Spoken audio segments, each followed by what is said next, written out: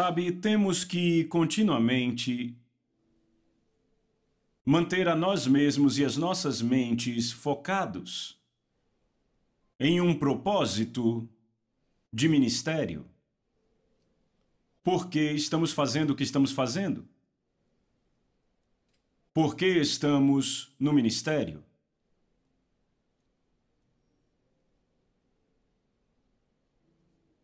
Nunca pare de lembrar a si mesmo que o dia está chegando sobre o qual a Bíblia declara que todos deveremos estar diante do trono de julgamento de Cristo. De forma que todos vão receber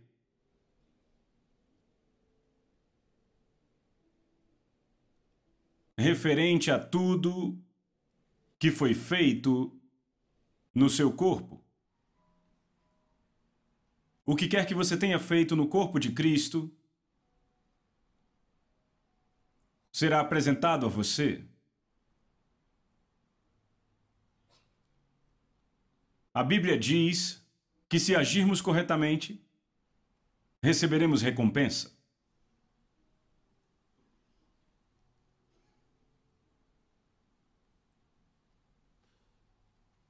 Paulo diz a nós: corram de tal forma que o alcanceis.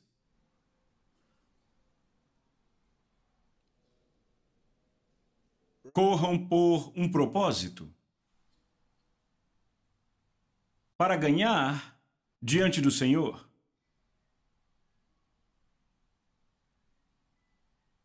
Sempre lembre a você mesmo: este mundo não é o fim. Estamos fazendo isso para um propósito maior.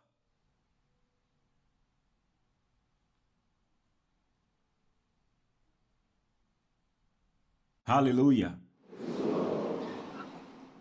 Então, se você constantemente tem isso diante de você, isso vai te guiar em tudo que você faz, na vida que você vive.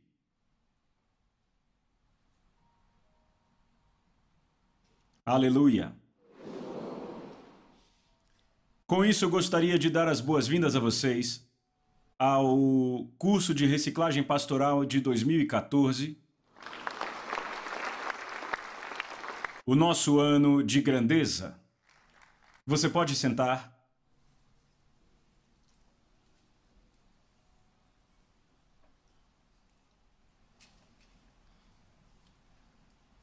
Eu creio que os diferentes programas que já tivemos ajudaram a colocar todos no curso com respeito a aonde essa conferência vai nos levar, nos preparando para tudo o que o Senhor tem para nós. Sabe, deve se preparar para o sucesso. O sucesso não é um acidente. Qualquer tipo de sucesso. Seja com alguém que age na política ou alguém dos negócios ou algum tipo de comércio, o sucesso não é um acidente. Deve se preparar para ele. O futuro pertence àqueles que se preparam para ele. Você não pode apenas esperar que vai acontecer. Não acontece assim. Há várias coisas boas que podem acontecer a você ao longo do caminho da vida, sem que se prepare para elas.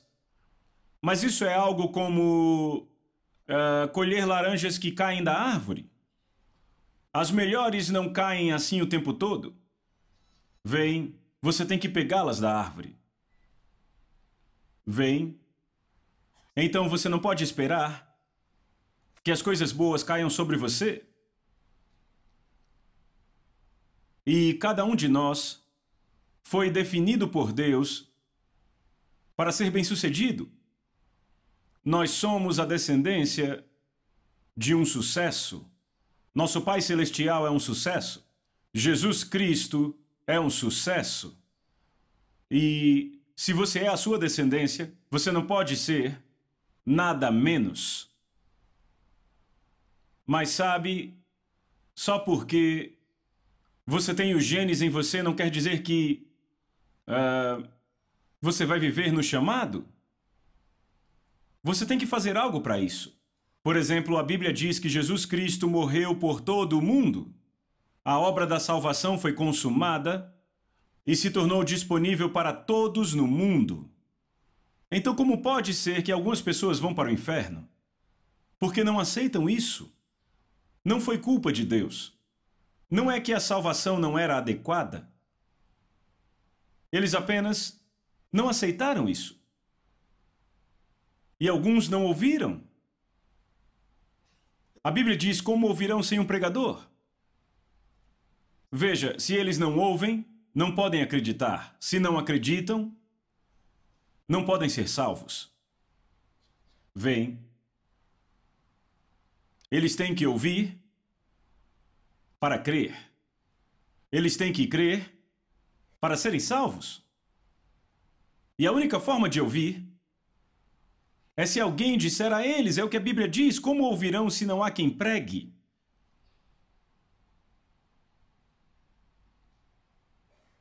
Talvez eu deva refrescar a sua mente, é um curso de reciclagem pastoral, não é? Então eu vou reciclar sua mente com essas passagens. Livro de Romanos, capítulo 10. Vamos ler a partir do verso 17.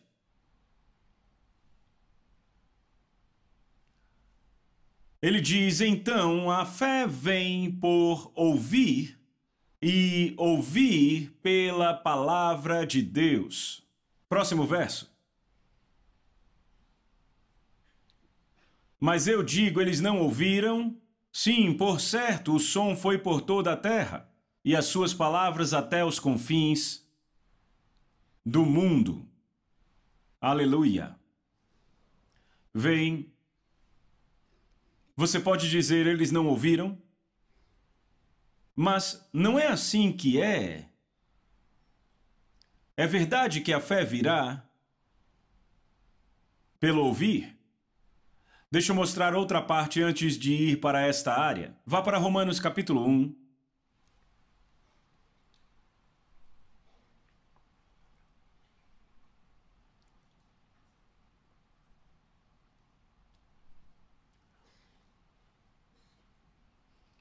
E eu quero que vocês leiam a partir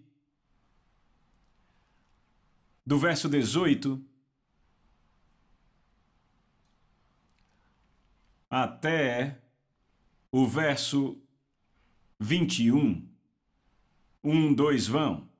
Pois a ira de Deus é revelada dos céus contra toda injustiça e impiedade dos homens, que detêm a verdade pela injustiça, porque aquilo que de Deus se pode conhecer é manifesto entre eles, pois Deus mostrou a eles. Pois Deus mostrou a eles. Pois as coisas... vá devagar aí. Eu quero que meditem enquanto leem. Veja o que ele diz. Pois as coisas invisíveis dele, desde a criação do mundo, são claramente vistas, sendo entendidas pelas coisas que são feitas, até o seu poder eterno e divindade, de forma que eles são indesculpáveis. Ele está dizendo que o mundo tem testemunho suficiente, desde a criação, sobre a existência de Deus. Ele diz que as coisas visíveis são testemunhas para o invisível. Então eles não têm desculpa. Próximo verso. Porque quando conheceram a Deus, não o glorificaram como Deus, nem foram gratos, mas se tornaram vãs em suas imaginações e seus corações tolos foram escurecidos. É claro, se você continuar lendo, você vai ver outras coisas que ele fala a respeito deles. Glória a Deus. Este é o mundo do impiedoso. Mas volte para o capítulo 10, neste livro de Romanos, capítulo 10. E primeiro vamos voltar para aquele mesmo verso, 17. Porque ele é chave para o que falamos aqui. Ele diz, então a fé vem pelo ouvir, e ouvir pela palavra de Deus. A fé vem pelo ouvir. Agora, vá para o verso 13, vamos começar do verso 13, neste lugar. Mesmo livro e capítulo. Ele diz, porque todo aquele que invocar o nome do Senhor será salvo. Qualquer um que chama o nome do Senhor será salvo. Ok, próximo verso. Como então invocarão aquele em quem não creram? E como vão crer naquele de quem não ouviram? E como ouvirão sem um pregador? E como pregarão a não ser que sejam enviados? Como está escrito, quão belos são os pés daquele que pregam o evangelho da paz e trazem boas novas de boas coisas. Mas nem todos eles obedeceram ao evangelho. Pois Isaías diz, Senhor, quem creu no nosso relatório? E então, é claro, ele chega no verso de onde começamos. Então, a não ser que ouçam, não podem crer. A não ser que creiam, não podem ser salvos. E eles não ouvirão sem um pregador. Alguém tem que dizer a eles. E a nossa tarefa principal é pregar o evangelho. É fazer a palavra de Deus conhecida. As nações do mundo. Ele nos enviou a pregar sua palavra. É uma mensagem que você carrega com paixão. Vem, o evangelho é uma mensagem que você carrega com paixão. Paixão. Paixão genuína no seu coração. É claro, impelida pelo amor do Pai. O amor de Jesus.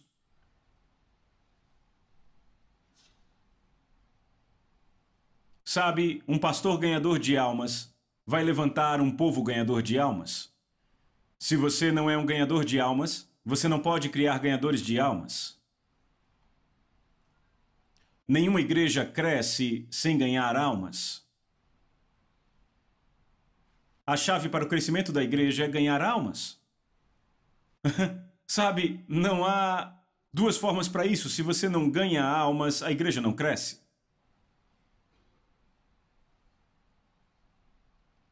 A igreja cresce ganhando almas. Se o pastor tem o fogo dentro dele para ganhar almas, não importa qual tópico ele pregue, o povo será ganhador de almas. Porque lembrem, quando compartilhamos a palavra de Deus, eles não só nos ouvem, eles recebem de nós. Veem, são atraídos pela inspiração que nos impele sobre qualquer tópico ou qualquer mensagem que preguemos. Existe um poder propulsor.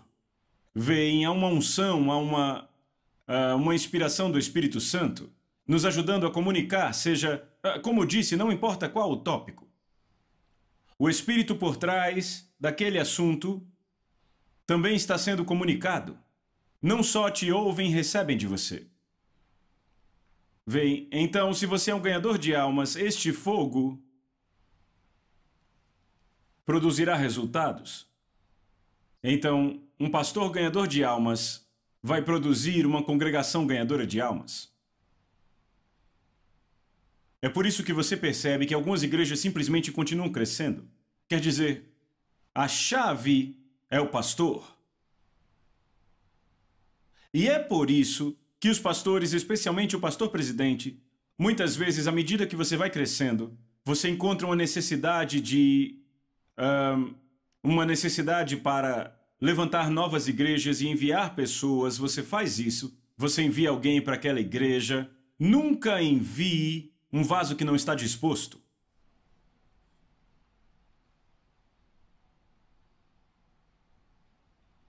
Vem. Nunca envie alguém assim. E não envie alguém que não é fervoroso para Deus. Porque ele vai produzir o que ele é. Ele vai multiplicar o que ele é. Pessoas não dispostas. E você descobre que toda vez quando visita aquela igreja não está crescendo. Veja, quando você quer começar uma igreja, envie pessoas inspiradas e inspiradoras. Envie um líder forte. Certo? Um líder forte.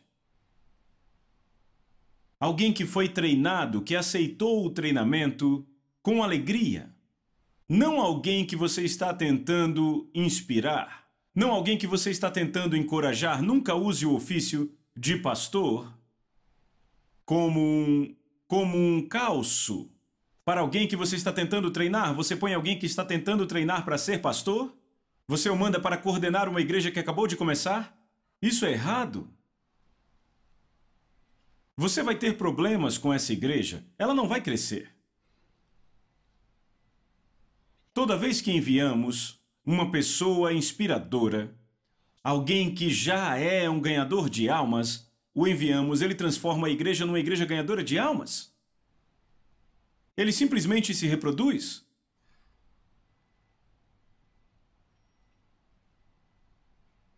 Você tentando começar um grupo de homens ou mulheres na igreja, o homem que não vem à igreja, você o coloca de líder do grupo de homens. Isso vai matar tudo. Vem. Nunca use os ofícios na casa de Deus como um campo de testes para ninguém.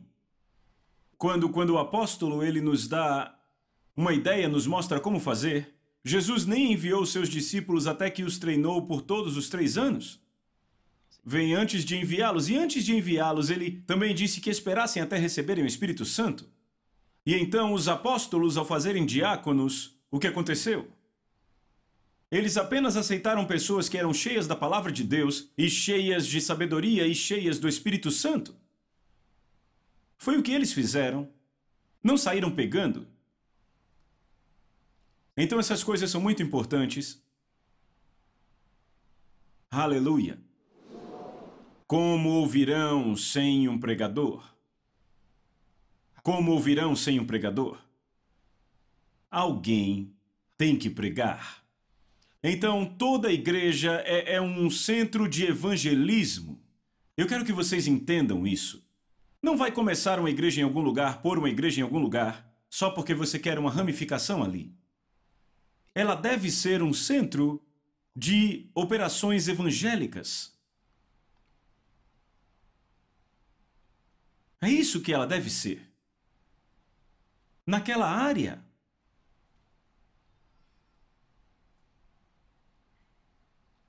É um escritório de coordenação para operações de evangelismo. Ou podemos dizer operações evangélicas. De fato, tudo tem a ver com evangelismo.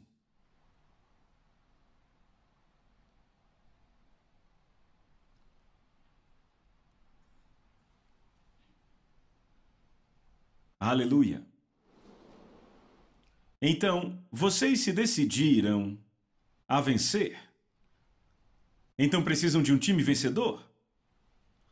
Vem, precisam de um time vencedor? E nenhum time vencedor pode vencer sem trabalhar junto. É simples. Você escolhe vencer e aplica os princípios do sucesso. Como eu disse, não é um acidente, não acontece do nada. Você faz acontecer. Aleluia. Você faz o sucesso acontecer.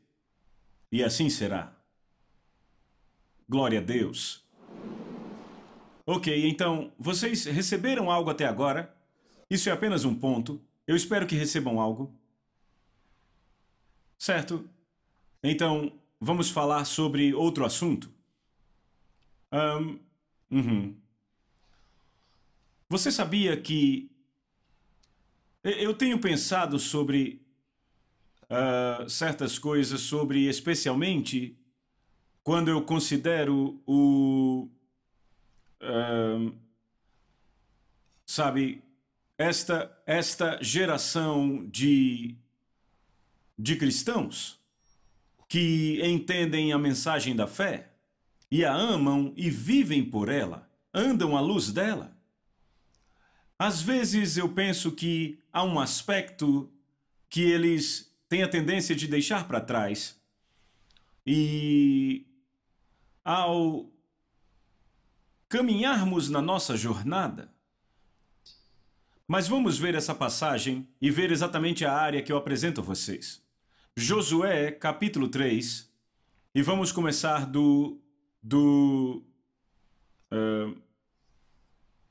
talvez, vamos começar do verso 1, tudo bem? Estão prontos? Ok, comecem. 1, 2, vão. Levantou-se, pois, Josué de madrugada, e tendo ele e todos os filhos de Israel partido de Sitim, vieram até o Jordão e pousaram ali antes que passassem. Próximo verso. E sucedeu que 3 dias depois os oficiais percorreram o acampamento e deram esta ordem ao povo: quando virem a arca da aliança do Senhor, o seu Deus, e os sacerdotes levitas carregando a arca, saiam das posições e sigam-na. Mas mantenham distância de cerca de 900 metros entre vocês e a arca, não se aproximem. Desse modo saberão que caminho seguir, pois vocês nunca passaram por lá. E Josué ordenou ao povo: santifiquem-se, pois amanhã o Senhor fará maravilhas entre vocês. Aleluia! Viram isso? Certo, continuem. E disse aos sacerdotes: levantem a arca da aliança e passem à frente do povo. Eles a levantaram e foram na frente. E o Senhor disse a Josué: hoje começarei a exaltá-lo à vista de todos em Israel, para que saibam como estarei com você, como eu estive com Moisés. Aleluia! E o Senhor disse a Josué: hoje começarei a exaltá-lo à vista de todo Israel, para que saibam que estarei com você, como estive com Moisés. Agora, se vocês lerem na versão A Mensagem... Alguém tem a versão A Mensagem? Ok.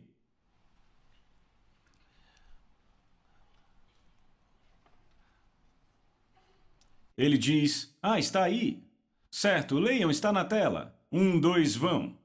Deus disse a Josué: hoje mesmo eu tornarei você grande aos olhos de todo Israel. Eles verão com os próprios olhos que estou com você, assim como estive com Moisés. Hoje mesmo começarei a tornar você grande aos olhos de todo Israel. Aleluia!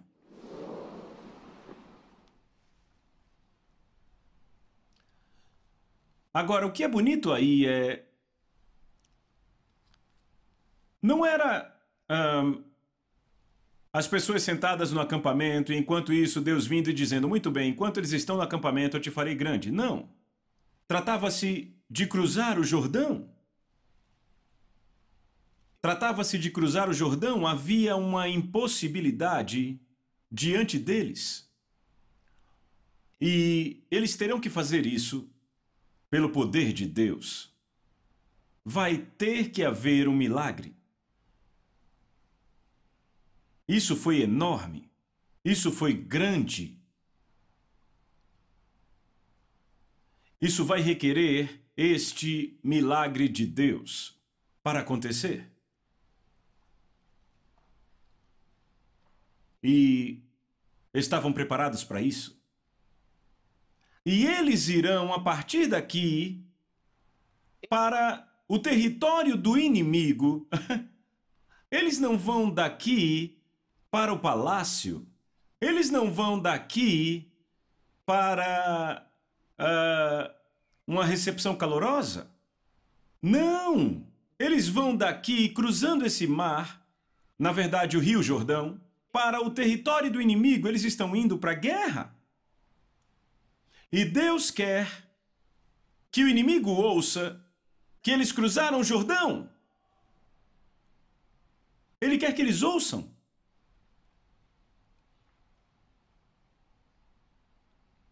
Isso é maravilhoso. Glória a Deus.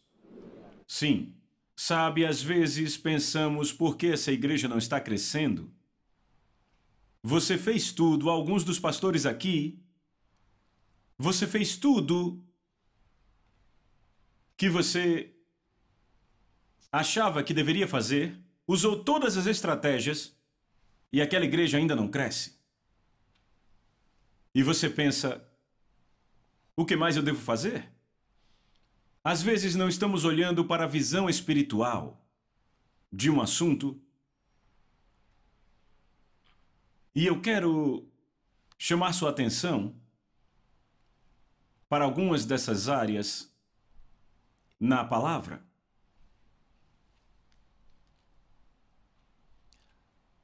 Eu começo com 3 partes em particular da Bíblia.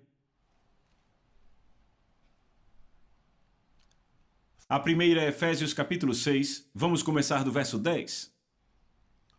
Eu vou ler da versão King James.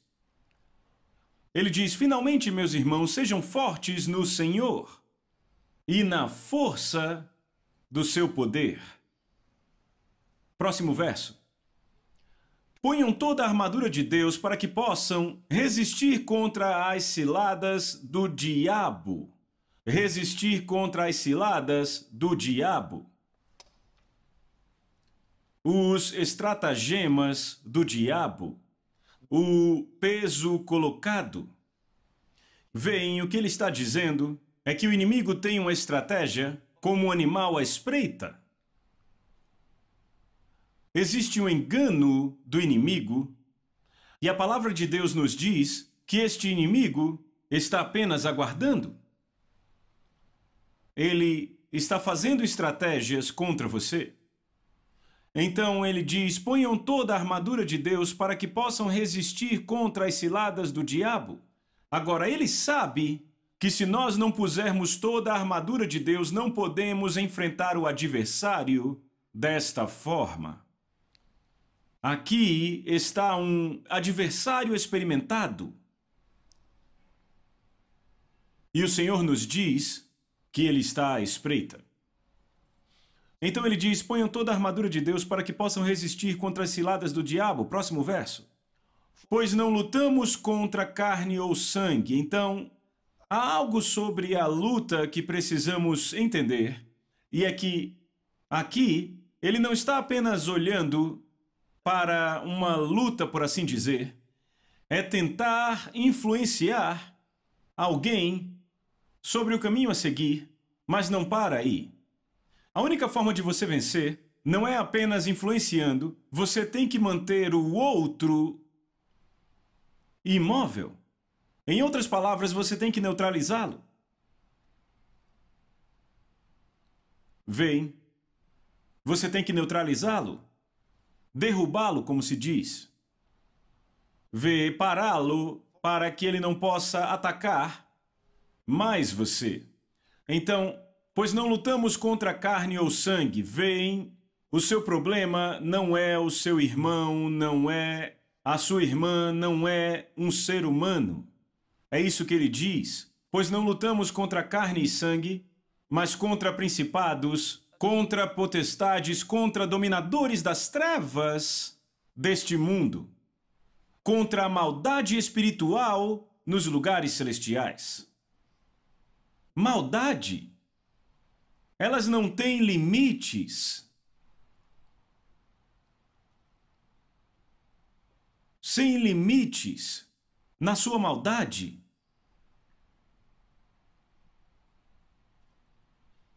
Estas são as forças que se levantam contra nós. E eis o que a Bíblia diz: pois não lutamos contra carne e sangue. Não são humanos. Ele está dizendo que há forças espirituais por trás dos humanos que podemos ver. Então ele diz: pois não lutamos contra carne e sangue, mas contra principados, potestades, dominadores das trevas deste mundo, contra a maldade espiritual nos lugares celestiais. Próximo verso. Portanto, tome com você a armadura completa de Deus para que você possa conseguir resistir no dia mau. E tendo feito tudo, permanecer. Este dia mau vai vir. Não é algo que acontece a algumas pessoas. Vem de forma diferente para cada um. Ele diz, portanto, tome toda a armadura de Deus, não só um pouco dela, toda a armadura de Deus para poder resistir no dia mau. Resistir no dia mau. E tendo feito tudo, permanecer. Para que no final você ainda permaneça inabalável. Aleluia! Glória a Deus! Ok, próximo verso. Estejam, pois, firmes, cingindo-vos, e ele está começando a dizer, veem, o tipo de armas que são descritas para nós. Ele vai nos dizer que tipo de batalha é esta. Ele diz, estais, pois, cingindo-vos com a verdade e vestindo-vos com a couraça da justiça. Próximo. E calcem os seus pés com a preparação do evangelho da paz. Acima de tudo, ele diz, tomando o escudo da fé, com o qual podereis apagar todos os dardos inflamados do maligno.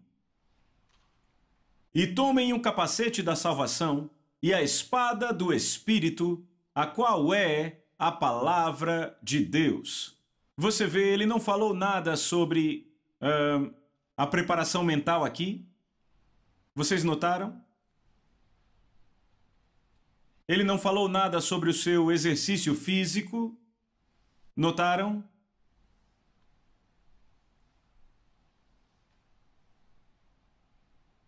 Isso não é uma estratégia mental? Não é para você raciocinar sobre isso. Não dá para ser muito esperto. Então isto...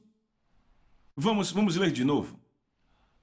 Volte para o verso 15...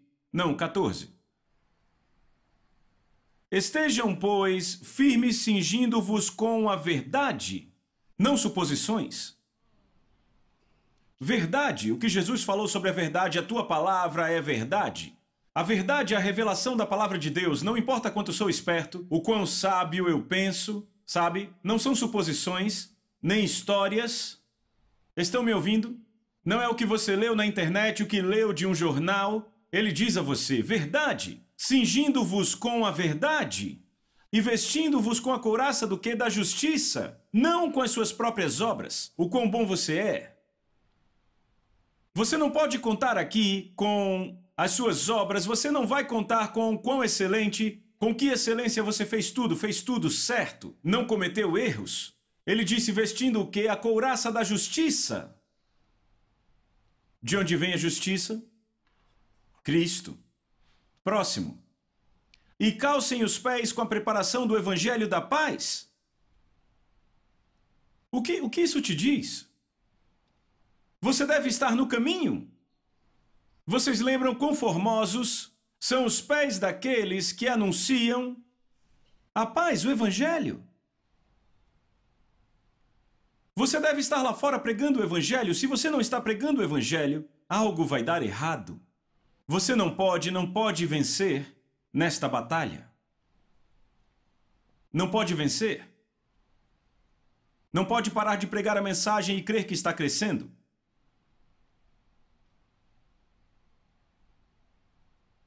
Pregar o evangelho é uma das nossas armas.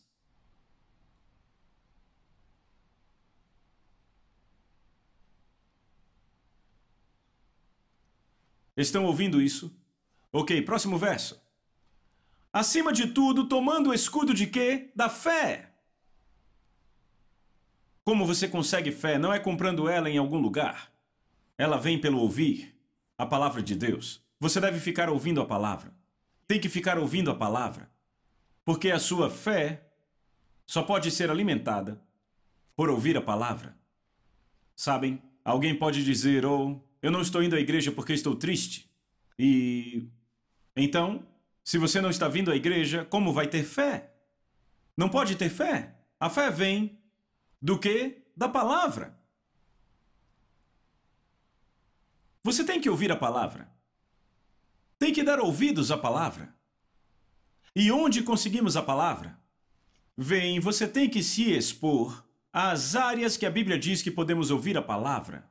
Ele nos disse uma, como as Escrituras. Mas ele não disse que isso era tudo. Então ele nos disse para irmos à casa de Deus, o terreno e pilar da verdade. Devemos ir lá, porque crentes amigos têm um caminho ao ministério. Certo, devemos ir à casa de Deus. Então ele também nos disse que ele escolheu ministros, primeiro apóstolos, depois profetas, depois mestres, depois mais um, entende? Esses ministros do Evangelho que ele trouxe para a casa de Deus para ministrar a nós. Então temos pessoas que vão nos abençoar com a palavra, nos ensinar a palavra, e a fé virá para nós. Existe uma definição, existem fontes definidas da palavra de Deus para todo filho de Deus. E tudo isso que ele nos deu, porque ele diz que ele deu a uns isto e aquilo e aquilo e aquilo. O que foi que Deus deu a você? Tire vantagem disso. Estão acompanhando? Então, ele diz, acima de tudo, tomando o escudo da fé com o qual você poderá apagar todos os dardos inflamados do maligno. Ele está nos dizendo que há dardos inflamados do inimigo. Estas coisas não são físicas, irmãos e irmãs. Ele já nos disse que não lutamos contra carne e sangue, e que essas são personalidades espirituais. Então, se há seres espirituais, seus dardos inflamados definitivamente não são físicos. Também são espirituais. Ok, então esta é uma parte, ainda não acabou. Vá para o próximo verso. E tomem o capacete da salvação, mais uma vez espiritual, e a espada do Espírito, a qual é a palavra de Deus. E então, verso 18. Orando sempre com toda oração e súplica no Espírito e vigiando com toda perseverança e súplica por todos os santos. Notem isso. Orando com que frequência? Sempre. Com toda oração e súplica. Vigiando com toda perseverança e súplica pelos santos. Você não ora apenas por si mesmo? Ou para você? Para coisas ao seu redor? Ele diz orando por todos os santos. De fato, ele não diz orando sempre por si mesmo. Ele diz por todos os santos. Então você ora por outros?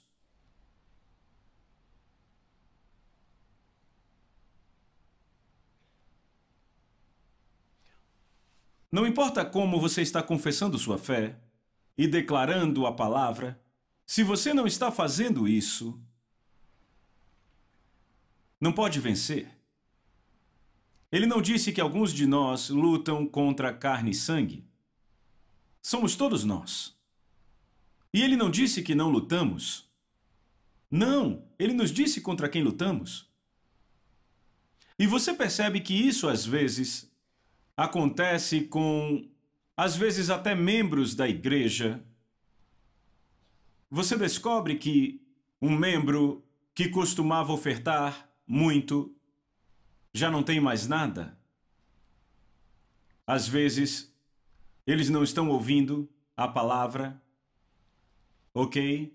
E isso, sabe, eu digo às pessoas, parceiros que são doadores, sempre deem ouvidos à palavra. Estejam sempre na casa de Deus, porque quando você dá a Deus, não ache que Ele vai olhar para a sua oferta e dizer, agora tudo bem. Porque você é um doador, não vai ter problemas. Satanás não vai te tocar. Ele não diz isso.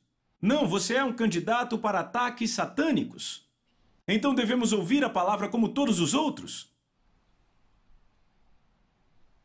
Então, às vezes, você descobre que os negócios deles estão sendo atacados, as suas finanças podem estar sendo atacadas. Mas o que o pastor fará sobre isso? Você vai e diz para ele semear de novo? E ele semeia? Mas isso não para o ataque? Por quê? Porque ele nos ensinou isso. Não lutamos contra carne e sangue, mas contra principados, potestades, governantes das trevas deste mundo, maldade espiritual nos lugares celestiais. Então ele diz, portanto, eu digo a vocês, Ofertem. É isso que ele diz? Dar é bom, vai funcionar para você, te dar muitos resultados, mas nem todos os resultados. Você não pode deixar isso fora.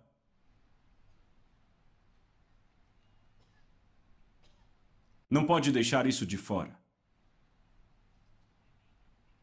Alguns pastores têm que perceber que a igreja tem esta batalha. E os cristãos individualmente têm a mesma batalha.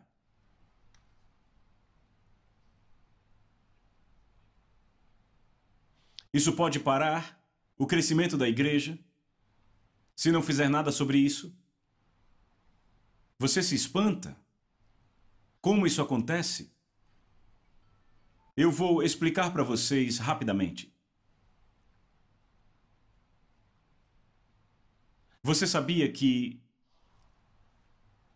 assim como Deus atribui anjos à sua vida, a Bíblia diz que cada um de nós tem anjos? Quando foi que os seus anjos chegaram? No dia em que você nasceu nesse mundo, Deus atribuiu um anjo a você. Ainda bebê, a partir do dia em que você nasceu, houve um anjo atribuído a você. E deste anjo, a primeira responsabilidade era proteger você e garantir que no processo do tempo você ouvisse e recebesse o Evangelho para a sua salvação. Essa era a tarefa principal deste anjo. Todo ser humano que nasceu neste mundo tem um anjo atribuído a você. Jesus disse: as criancinhas têm anjos que veem a face do Pai o tempo todo. Foi o que Jesus disse. Então descobrimos por Jesus. Então, desde quando criança, havia um anjo. À medida que você progride, dependendo das coisas que Deus determinou para você fazer, haverá mais anjos só para você.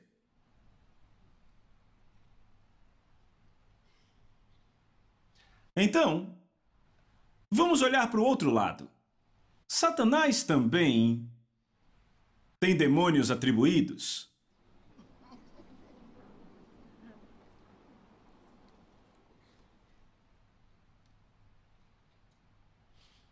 Cuja responsabilidade principal desde que você é uma criança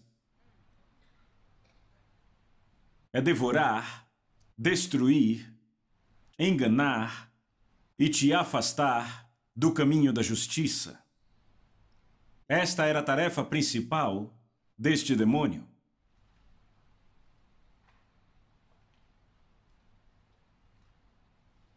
A Bíblia nos conta sobre a mulher prestes a dar à luz a uma criança no livro de Apocalipse. O inimigo, o diabo, estava lá esperando para devorar a criança. Esperando para pegar a criança. Então, desde criança, ela ia dar à luz o menino e aquele diabo estava ali esperando desde o tempo do nascimento. Você acha que era exclusivo daquele? Não. Ele apenas nos mostra o modus operandi de Satanás.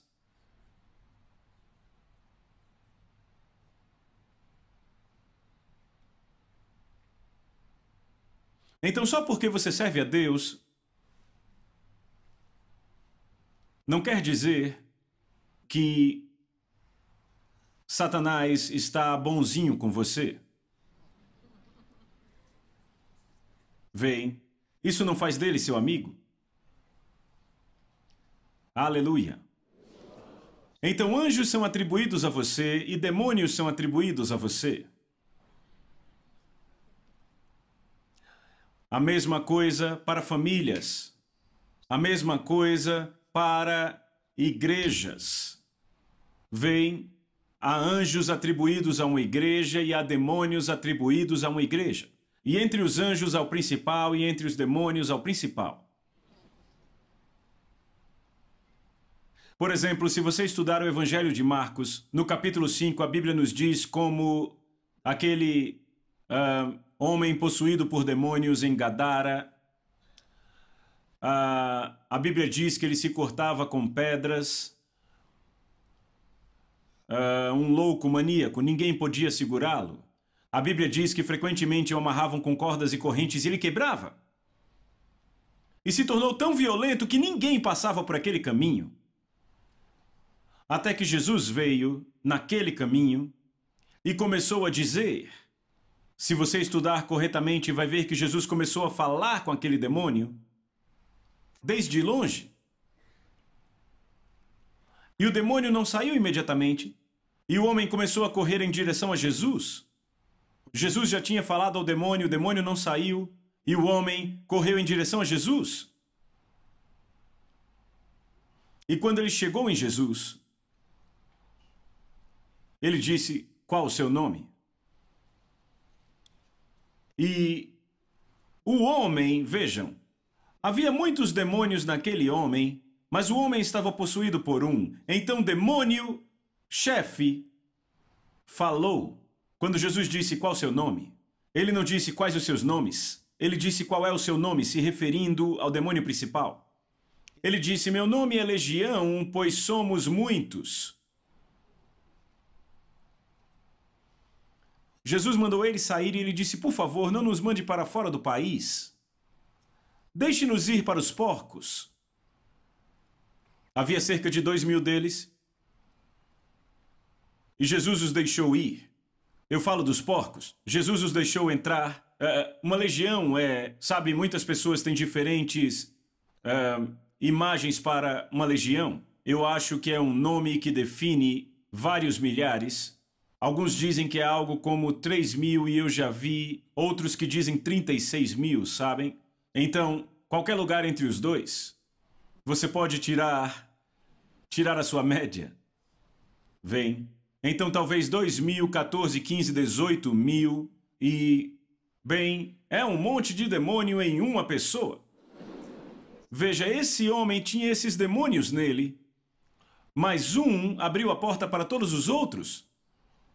E quando Jesus disse para saírem, todos saíram. Mas tantos em apenas um homem. Aleluia. Ok, então, a outra ocasião... Certo, antes de irmos lá, deixa eu ler algo aqui. Livro de Daniel. Daniel capítulo 10, vamos ler do verso 1. No terceiro ano de Ciro, rei da Pérsia, uma coisa foi revelada a Daniel, cujo nome se chamava Beltesazar. E a coisa era verdadeira, mas o tempo estabelecido era longo. E ele entendeu a coisa e tendo entendimento da visão. Naqueles dias eu, Daniel, então ele nos conta a história em primeira pessoa. Naqueles dias eu, Daniel, pranteei por 3 semanas inteiras. Quantos dias nós temos em 3 semanas? Vamos. 21, certo? Ok. Eu não comi pão desejável. Alguém me disse que estava fazendo um tipo de jejum. E eu disse, que tipo de jejum? Ah, o tipo de jejum de Daniel. Que tipo de jejum é esse? Ele disse, bem, eu como de tudo, menos do que eu gosto. Ele disse, quando Daniel jejuou, ele não comeu pão desejável, ou seja, bem, eu não sei sobre isso. Então, ele disse, eu não comi pão desejável, nem veio carne, nem vinho à minha boca. Então, ele não estava comendo pão desejável. Eu não acho que era disso que ele estava falando, sabe, mas... Então eu não sei que tipo de jejum você faz. Nem me ungi com óleo algum, até que 3 semanas inteiras se cumpriram. 4.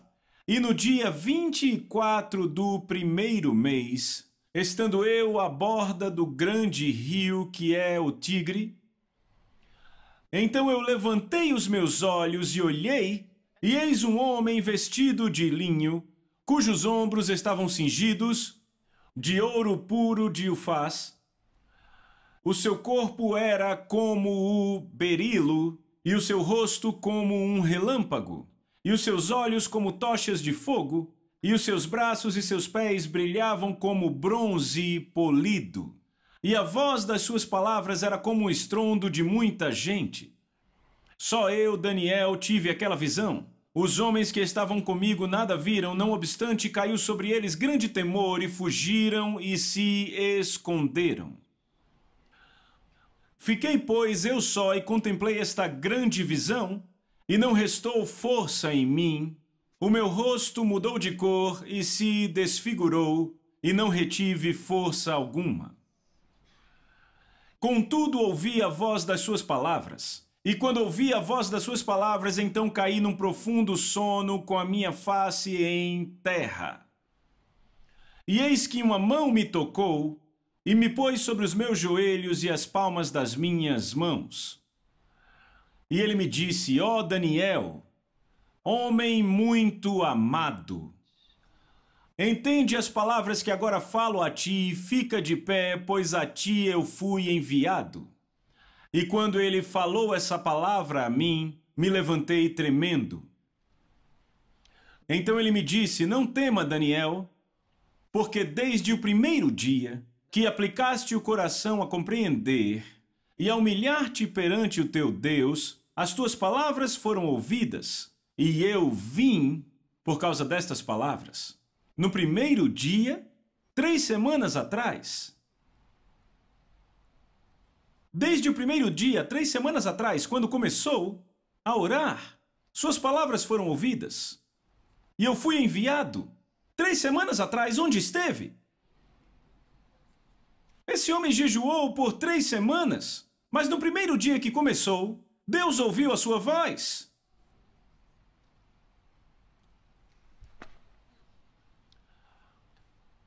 Próximo verso. Ele diz: mas o príncipe do reino da Pérsia me resistiu 21 dias, 21 dias.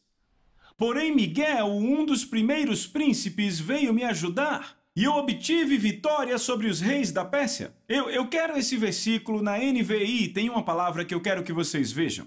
Porque é exatamente o que diz. Ele diz: mas o príncipe do reino da Pérsia me resistiu 21 dias. Então Miguel, um dos príncipes supremos, veio em minha ajuda, pois eu fui impedido.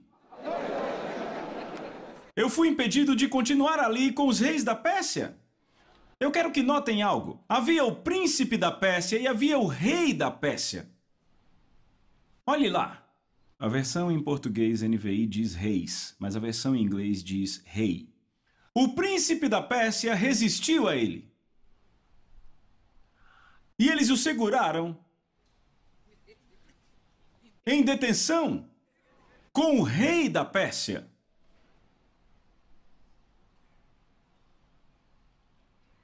Este não é o rei do reino terreno da Pérsia. Este é o príncipe do reino das trevas colocado sobre este reino. É um ser espiritual que deteve um anjo por 21 dias. Até o anjo teve que confessar que ele foi impedido. Veja, ele disse: eu estava lá. Eu estava preso lá. Ele disse: porque eu fui impedido ali. Miguel teve que vir ajudá-lo, libertá-lo. E Miguel continuou na luta. Enquanto ele foi atender esse homem depois de 21 dias.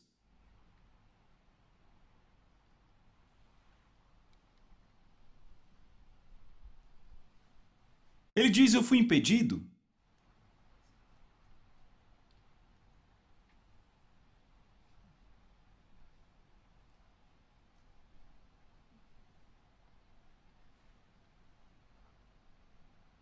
Próximo verso. Agora eu vim explicar a você o que acontecerá ao seu povo no futuro, pois a visão diz respeito a um tempo que ainda há de vir. Próximo. Quando ele me disse isso, prostrei-me rosto em terra sem conseguir falar. Glória a Deus. Certo, vá para o verso 20. Vamos voltar para King James, verso 20. Então ele me disse, sabes por que eu vim a ti, e agora eu vou voltar para lutar com o príncipe da Pérsia? E saindo eu, eis que irá o príncipe da Grécia.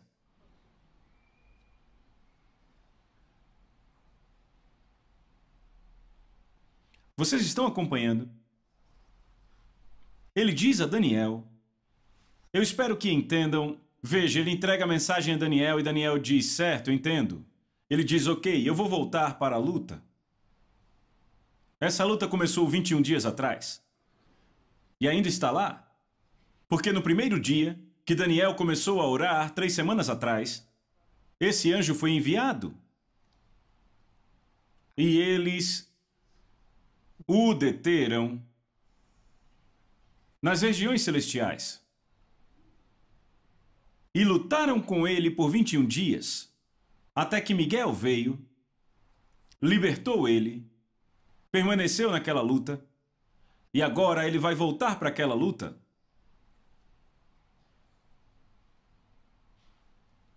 Porque ele tem que voltar para aquela luta, está aqui. Ele diz, e agora eu vou voltar para lutar com o príncipe da Pérsia. Ele diz, agora eu vou voltar para lutar, não porque ele não poderia ir para o céu sem a luta. Alguns dizem, ou ele tem que voltar por aquele mesmo lugar. Não é essa a razão. Ele vai voltar para lutar com o príncipe da Pérsia. Ele diz, e saindo eu, eis que virá o príncipe da Grécia. Ele está nos dizendo que o reino grego vai substituir o reino persa, porque ele teria retirado o príncipe da Pérsia. Ele vai lutar com o príncipe da Pérsia, derrotá-lo. Mas ele sabe que haverá outro atribuído.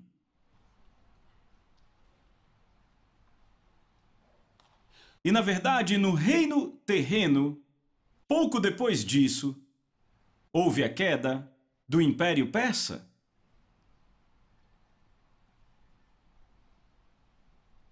E então, o Império Grego entrou com Alexandre o Grande, que estava sendo aprontado pelo príncipe da Grécia. A Grécia, o príncipe da Grécia. Foi esse que trouxe Alexandre o Grande no reino terreno, mas ele estava manipulando as coisas no reino do espírito. E esse jovem Alexandre o Grande derrotou todo o exército que veio na frente dele.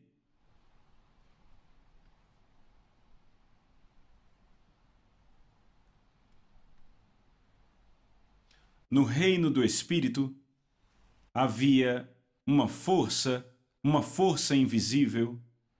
E a Bíblia diz que não lutamos contra carne e sangue, mas contra principados, potestades, governadores das trevas deste mundo.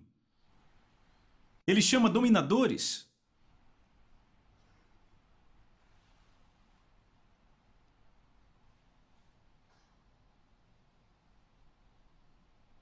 E o mais alto deles, as maldades espirituais nas regiões celestiais. Então os dominadores estão próximos a eles?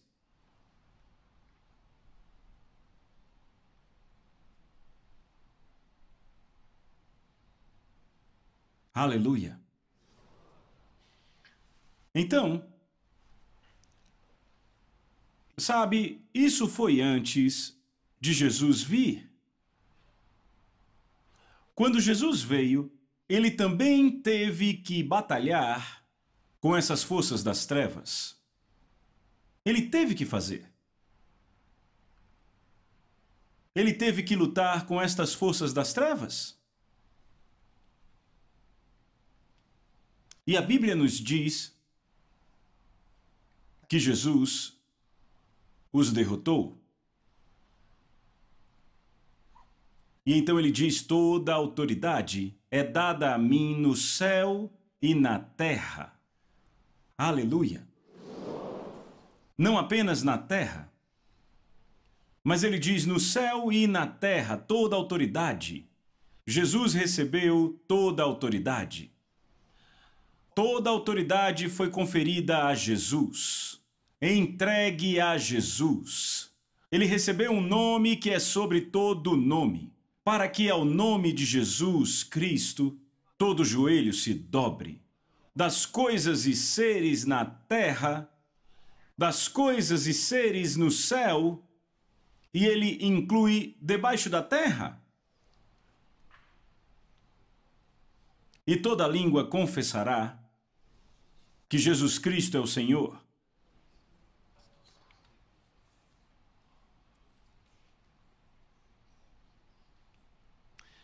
Então, se isso é verdade, vamos ver algo. 2 Coríntios capítulo 10, vamos começar no verso 3. Às vezes você encontra uma onda de doença em certos lugares, certas localidades. E então os pastores têm que estar sensíveis. Se você orar no Espírito, você conseguirá discernir certas coisas. Mas se você não ora, não vai discerni-las. Não vai discernir.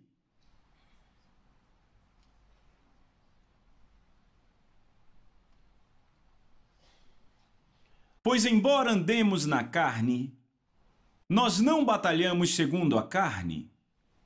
Próximo. Pois as armas da nossa batalha não são carnais.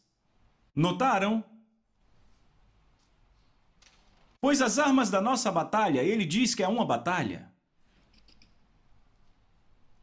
Ele não diz que a batalha acabou, ele diz há uma batalha.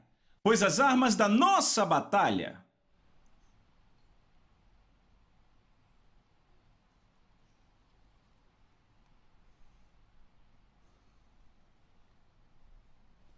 Pois as armas da nossa batalha não são carnais, mas poderosas em Deus, para derrubar fortalezas. Fortalezas. Lançando fora imaginações. Aleluia. E toda coisa alta que se exalte contra o conhecimento de Deus, e trazendo cativo todo o pensamento à obediência de Cristo. Ele diz que nossas armas são poderosas pelo Espírito Santo. E nós temos que usá-las. Temos que usar estas armas em oração. Temos que usá-las. Vamos de novo. Ele diz: pois as armas da nossa batalha não são carnais, mas poderosas em Deus para derrubar fortalezas, lançando fora imaginações e toda coisa alta que se exalte contra o conhecimento de Deus. Toda coisa alta que se exalte contra o conhecimento de Deus. Coloque, por favor, a versão amplificada. Vamos ler a partir do verso 3, a tradução amplificada. Pois embora andemos, vivamos na carne, ou seja, no corpo humano, não estamos indo na nossa batalha de acordo com a carne usando meras armas humanas, pois as armas da nossa batalha não são físicas. Não são armas de carne e sangue, mas são poderosas diante de Deus para a derrubada e destruição de fortalezas. Aleluia! Para a derrubada e destruição de fortalezas. Próximo. Em tudo que refutamos argumentos e teorias e raciocínios, argumentos, teorias e raciocínios, e todo orgulho e altivez que se levante contra o real conhecimento de Deus, e levamos todo pensamento e propósito cativos à obediência de Cristo. Aleluia!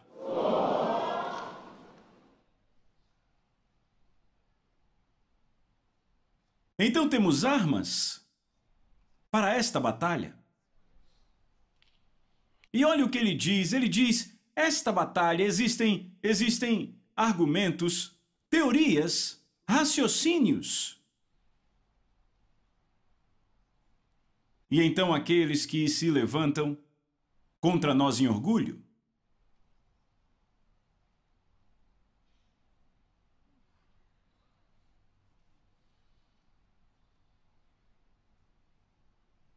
Então ele está nos mostrando as diferentes formas com as quais Satanás trabalha contra nós.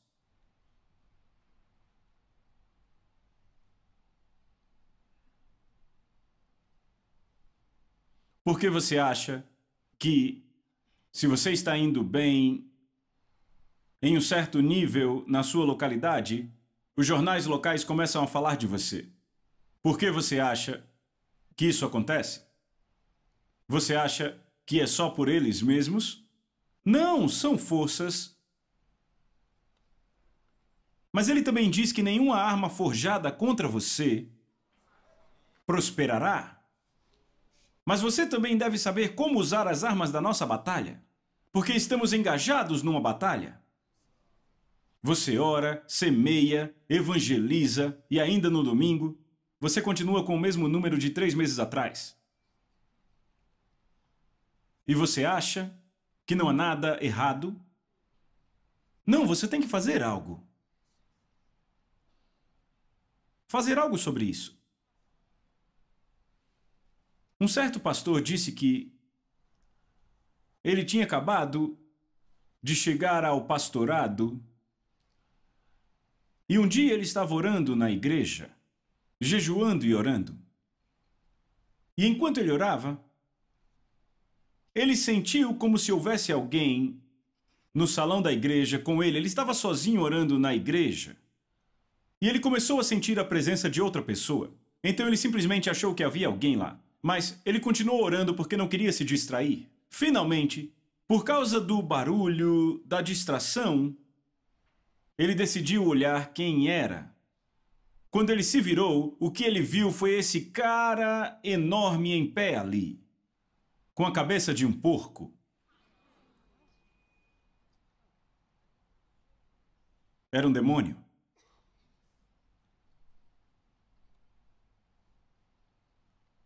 E ele disse que ele era responsável por alguns naquela congregação e que não ia embora. E isso é real. Não é uma história inventada. Eu expulso demônios, eu sei o que eu estou falando. Eu lido com muitas dessas coisas. Ele disse que não ia. Ele é que era responsável por distrair um certo grupo de pessoas na igreja. Toda vez que o pastor ministrava. Foi o que ele disse, não ia embora. O pastor disse em nome de Jesus Cristo: você vai embora e não vai voltar a essa igreja. E ordenou que ele fosse embora. E ele foi. E adivinhe, naquela mesma semana, um avivamento estourou na igreja.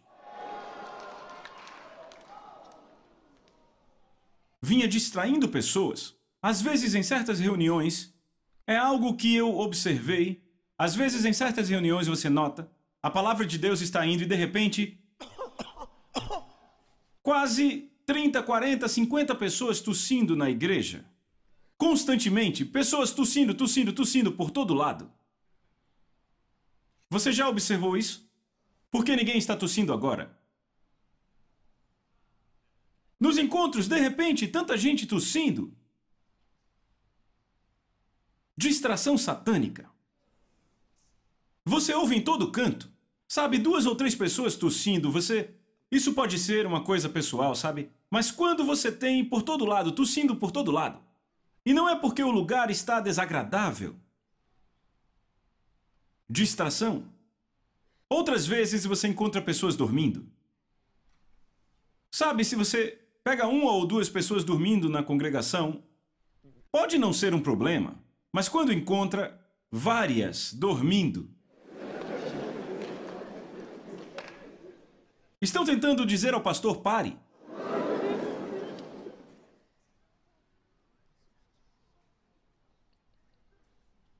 Então há aqueles infelizes em ofertar. O pastor diz: é hora da oferta. Eles não querem dar. Todos dando um pouco, por menor que seja. O pastor acha que a entrada vai ser grande hoje. vai ver não há quase nada. Ele acha que alguém roubou a oferta. Ninguém roubou. Aqueles demônios estavam agindo naquela igreja. Mas até que o pastor jejue, ele tem que jejuar e orar. Ele deve jejuar. Ele deve jejuar e orar, porque há tipos diferentes de demônios. E você não sabe qual é esse. E Jesus disse que há demônios que não vão sair a não ser por oração e jejum. Ele não disse a não ser por ordenarmos. Ele disse a não ser por oração e jejum. Então você não está orando pelo demônio ou contra o demônio, está orando para Deus, para Ele abrir a sua mente, abrir seu espírito para você saber o que acontece. E então você jejua e recebe direção.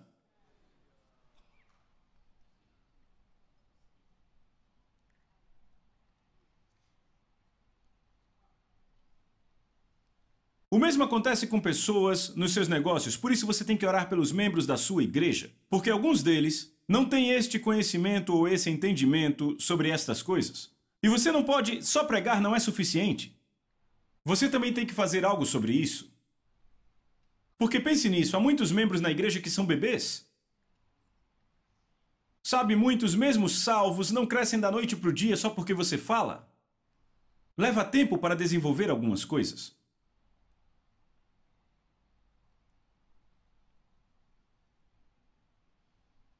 Há pessoas que ganham e colocam no saco cheio de buracos.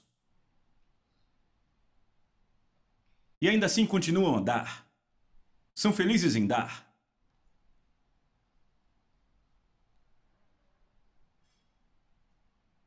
Então, você tem que aprender a tomar uma posição para com os membros da igreja.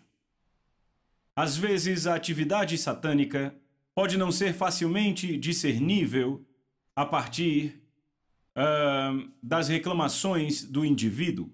Sabe, alguém conta o que está passando com ela e você diz, isso deve ser uma coisa demoníaca, mas há coisas que não importa o quanto as reclamações sejam feitas a você, você pode não ver imediatamente nenhuma manipulação satânica nisso. Porque tudo parece normal. Até e só se o Espírito de Deus abrir esse entendimento para você.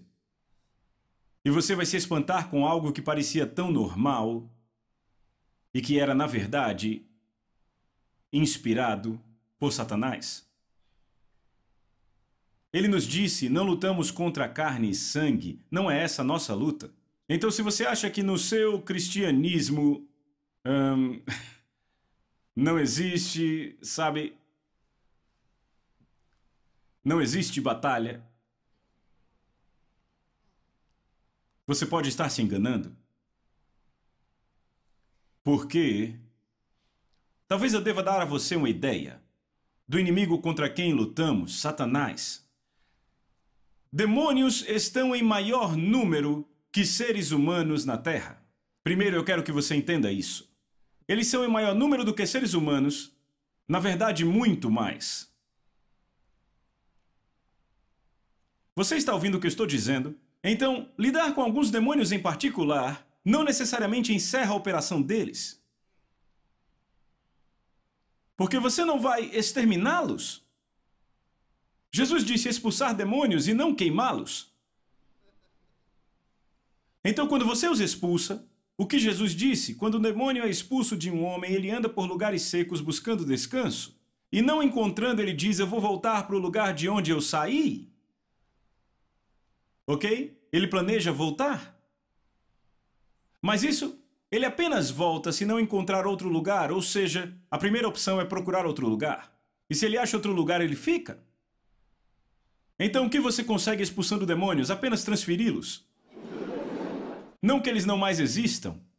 Então, os mesmos demônios que Pedro, Paulo, Mateus, os mesmos demônios que eles expulsaram, esses mesmos demônios são aqueles com quem lidamos. Até mesmo aqueles demônios que estavam naquele tempo, naquele homem Gadara. Alguns deles podem ter vindo para a Nigéria e estão por aí. Sim, eles vão saber que estamos falando deles, que são aqueles daquele tempo.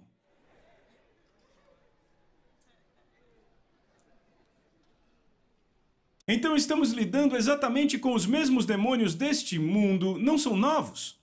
Não nascem mais, então não há uma nova geração de demônios. Não há uma nova geração de demônios. Eles são os mesmos. Eles não se reproduzem.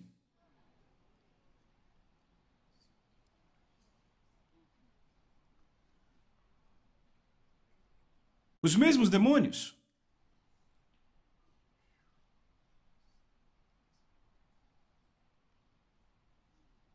Eles frustram pessoas, frustram indivíduos, eles frustram negócios, eles... Sabe, há um monte de coisa que eles podem fazer.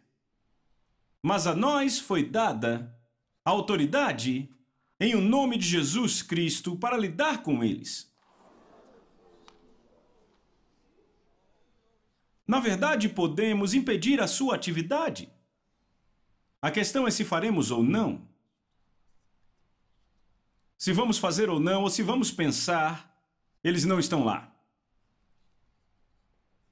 Se pensarmos que eles não estão lá, isso não vai levá-los.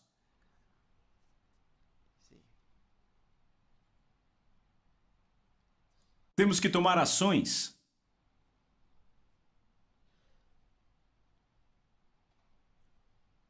Eu quero olhar desse lado das coisas, porque quando as coisas não estão indo bem, você pode começar a buscar opções como você fez isso, está confessando a palavra certa, você estava proclamando, você estava dando, você fez isso, procuramos todas essas culpas, ou onde talvez alguém não fez o que deveria ter feito.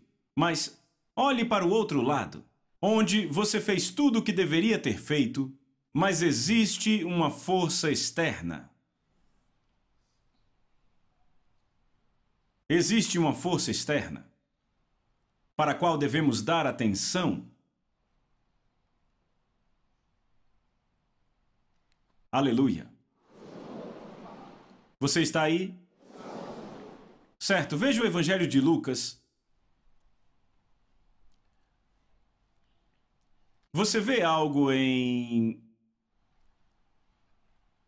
no capítulo 13.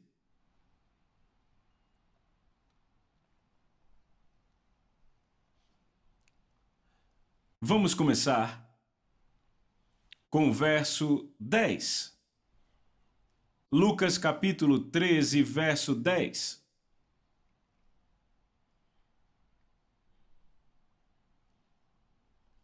Encontraram? E ele estava ensinando em uma das sinagogas no sábado. E eis que havia uma mulher que tinha um espírito de enfermidade há 18 anos. E ela andava encurvada e, sem de modo algum poder se endireitar. Essa mulher andava toda encurvada assim. Não conseguia se endireitar. Esta mulher era conhecida por ser assim. Ela não era uma estranha na sinagoga. A sua condição não era estranha às pessoas. Eles não demonstravam surpresa com alguém que tinha aquela aparência. Ela entrou quando Jesus estava ensinando, certo? Agora, verso 12. E quando Jesus a viu, ele a chamou e disse a ela, mulher, tu estás livre desta enfermidade. E ele impôs as mãos sobre ela, e imediatamente ela se endireitou e glorificava a Deus. Agora, se essa história tivesse parado aí, nós não saberíamos que havia mais nisso. Continuemos. E o chefe da sinagoga respondeu com indignação. Imaginem, as pessoas com raiva quando você é curado. Porque Jesus tinha curado num sábado. E disseram às pessoas, há 6 dias nos quais o homem deve trabalhar. Venha nesses dias para ser curado, e não no dia do sábado. Imaginem. Você acha que ele se empolgaria? Nem todos se empolgam com algo bom. Eu achei que ele se alegraria. Instantaneamente ele fez um anúncio. Senhoras e senhores, há 6 dias para trabalhar. Durante esse, se você quiser ser curado, venha. Não tragam a sua doença para cá no sábado, imaginem. Totalmente sem compaixão.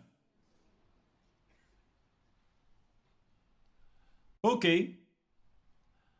O Senhor então respondeu e disse: Seu hipócrita! Cada um de vocês no sábado não desprende o seu boi ou jumento da manjedoura para levá-lo a beber? E não deve essa mulher, sendo filha de Abraão, a quem Satanás trazia presa há 18 anos, ser liberta deste cativeiro no sábado? Ela estava nessa condição há 18 anos. E agora ela se endireitou e não há empolgação na igreja. Uma vez eu tive uma palavra de conhecimento no encerramento de um culto, sabe, perto do final do culto, e algumas pessoas queriam ir embora e ficavam: por que o pastor está atrasando a saída? Porque você está ministrando apenas para uma pessoa. O Espírito de Deus mandou ministrar para uma pessoa que estava passando dificuldades. E você acha que deviam se empolgar porque essa foi curada? Mas há pessoas como esse homem que ficam olhando para o relógio. Para que atrasar o culto? Por que não fez isso logo?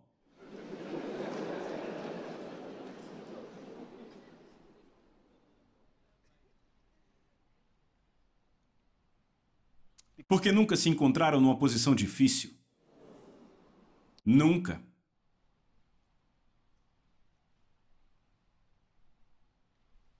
Satanás prendeu, veja isso, a Bíblia diz que Satanás prendia essa mulher.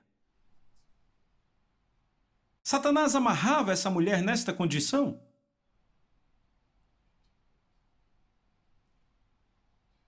Sabe, a minha primeira experiência expulsando um demônio eu nunca vou esquecer. E aquele demônio deixou aquele jovem amarrado. Sabem? Eu tinha expulsado vários deles, talvez uns 9, coisa assim.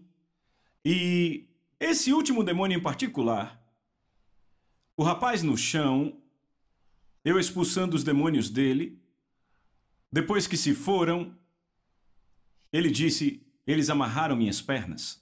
Eu disse: levante. Ele disse: eu não consigo. Não conseguia levantar nem andar. Eles o amarraram. Imagine se o deixássemos assim. Talvez não andasse de novo.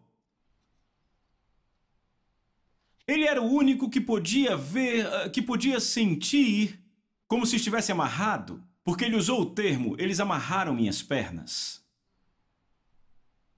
Eu disse: levante. Ele disse: eu não consigo. Amarraram minhas pernas. Imagine se alguém dissesse a você que suas pernas foram amarradas, você olhasse e não visse cordas. E achar que era um bêbado.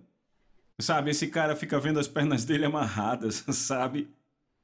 Mas amarraram as pernas dele.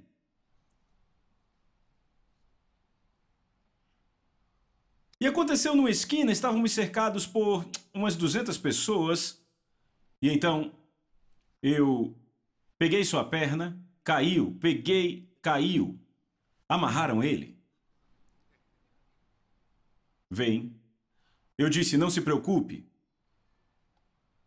Eu li outra passagem para que todos ouvissem. E eu disse: eu vou usar essa passagem agora. E ele será livre.